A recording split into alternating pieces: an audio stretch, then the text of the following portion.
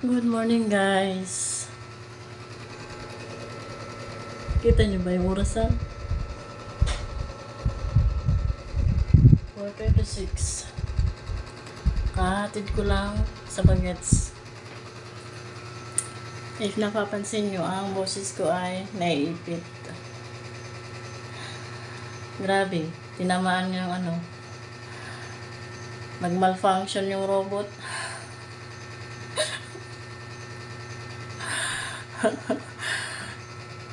Yung robot na katawan ko.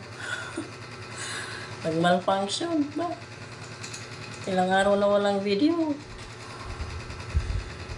Anyway, sumakit ang katawan ko nung isang araw. Wednesday ng umaga, nararamdaman ko na. Tapos nung ginagabihan, nung sinundo ako ng asawa ko, hindi na ako nakakain. Ayun.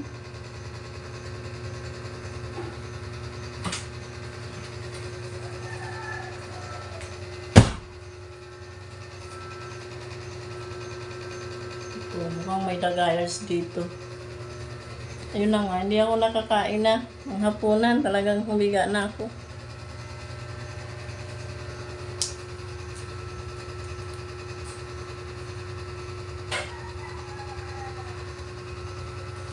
Diretso higa na ako, bagsak talaga. Nilagyan daw ako ng asawa ko ng dito. Bimpo. Malamig, tapos nilagyan ako ng Vicks dito. Sakit ng katawan ko, para akong dinaganan ng 5 sakong bigas. Hanggang ngayon, medyo masakit pa yung lalamunan ko, ang sakit. Kung may tonsil, ang hirap lumunok, tapos may sipon, may phlegm. Ay, nako. Yung asawa ko din, may masama din na nararamdaman. Nagtira pa na siya. Dami namang kanin. Ito kasi yung niluto niya kahapon. Nakalimutan niya magbili na hindi naman pala nakain yan yung bata. Dapat prito ang kinakain. Sabi ko, magtira ka na lang, prituin ko bukas. Ayun, nagtira naman siya. Sakit ng lalamunan ko hanggang ngayon. Kagabi, bumili siya ng manok. Kasi sabi ko, gusto ko ng may sabaw. Magano siya ng ang init. Ngayon, iniinatan na ako. Magano siya ng may sabaw. Magluto siya ng Lucky Me Beef. Yung kasi ang gusto ko. Yun ang hinigop ko kagabi. Tapos, bumili nga siya ng manok. Gusto niya fried chicken. Walang fried chicken. Lechon na lang. So yun, nag-bound ako kasi marami yun eh. Dati nauubos namin sa kunti lang ang natitira sa isang kainan ang manok. Pero kagabi, halos subo pa yung manok. Binaon niya na lang yung sa kanya yung marami, sa akin yung kunti lang sa akin. Anyway, magligpit na muna ako ng mga kalat. Nagdala ako ng extra ang damit kasi kulang.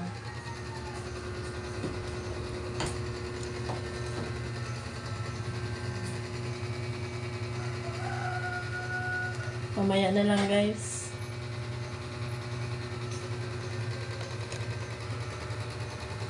Mamaya na lang ulit.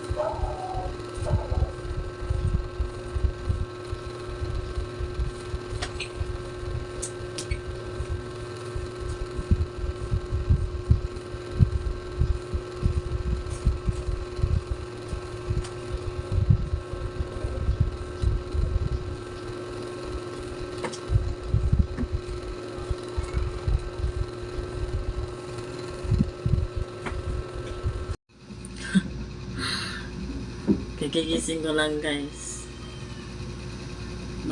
Ano na.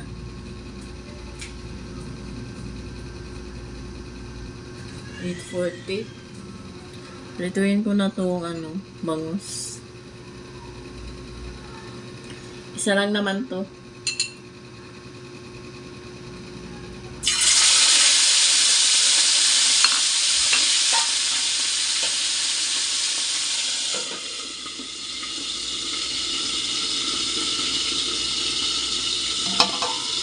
Itong talong, dito yan itapon. Kainin ko yan. May sabaw pa naman na konti.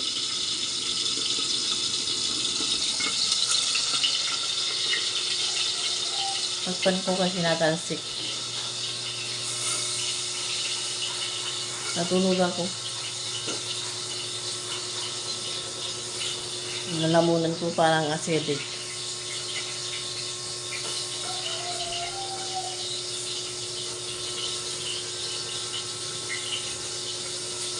Yan o.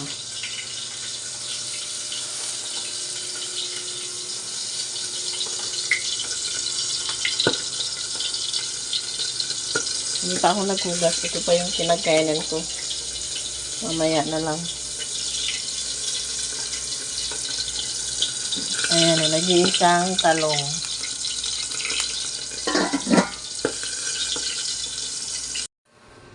Luto na guys yung grabe, amoy dito. Amoy prito. Ayan o. Hindi ko mabaligtad, mainit, kakahango ko lang eh. Mukhang sunog, pero ayan o. Sa gitna, hindi naman. Takpan ko na lang yan. Mali yung kinuha kong lalagyan. Doon na lang kasi may takip. Mamaya pagdating ng bagets, kakain na lang. Ang sabaw nun ay tubig.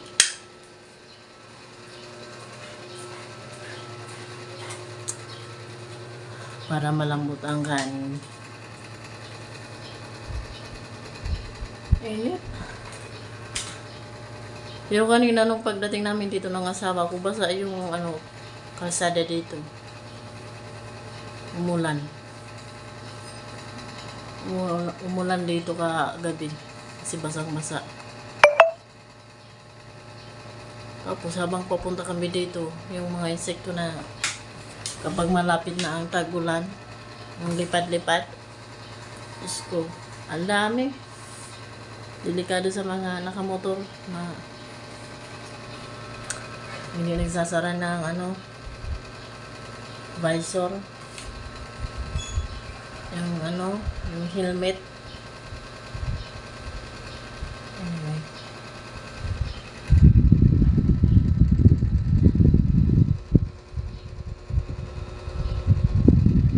waiting na ulit. Kanina kasi maramihan yung pamangkin kong magsaing. Isang saingan lang hanggang hapon na, hanggang gabi. Mamaya na lang guys, magsundo tayo doon sa bagets. Anyway, hindi ko pinapakita yung school kasi maraming bata doon. So, for the safety purposes, hindi lang basta sa mga bata, pati doon sa pati doon sa apo ko.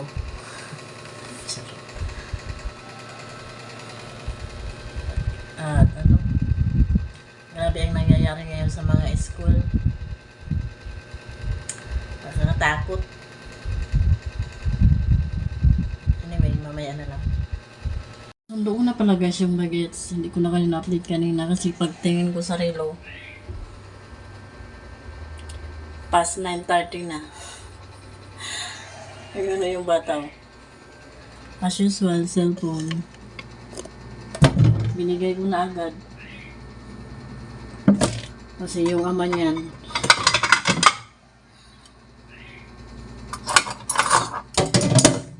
Sabi kahapon, narinig ko sa tawag. Sasagot daw agad sa tawag. Hindi naman lagi hawak ang cellphone ng bata niya. At saka kahit hawak, hindi rin naman nasagot yan, lalo na pagtutok sa TV. Hindi makausap ng matino.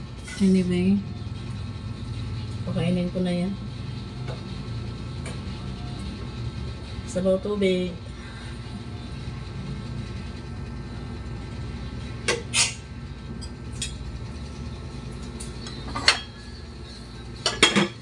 Para mabilis makakain.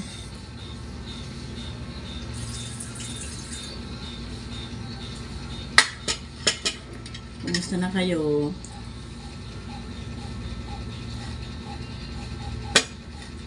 Ito yung itsura ko nung pagsundo. Hindi naman labas ang balat ko dito. Medyo hangin siya, pero hangin.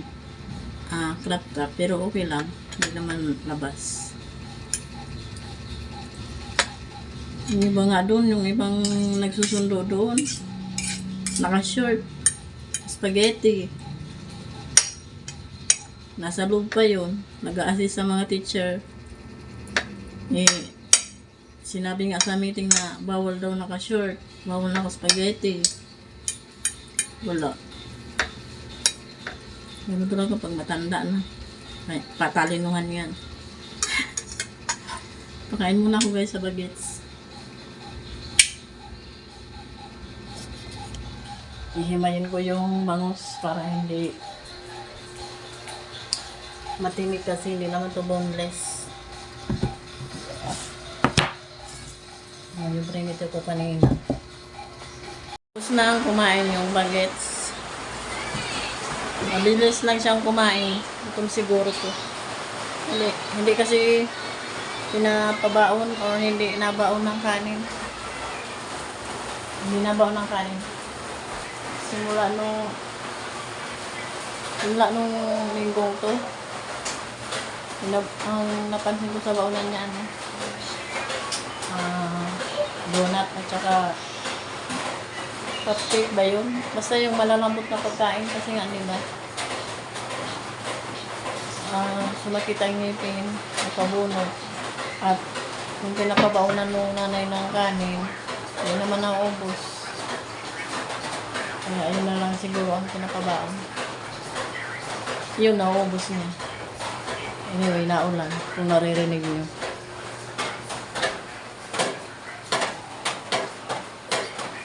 Buti na lang, nakauwi na yung mga estudyanteng dapat nakauwi.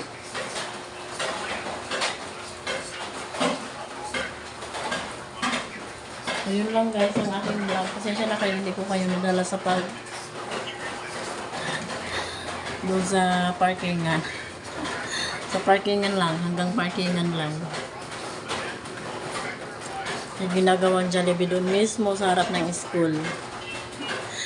Ang mga pintuan ng mga magulang doon, mapapagastos daw. Mapapagastos lalo.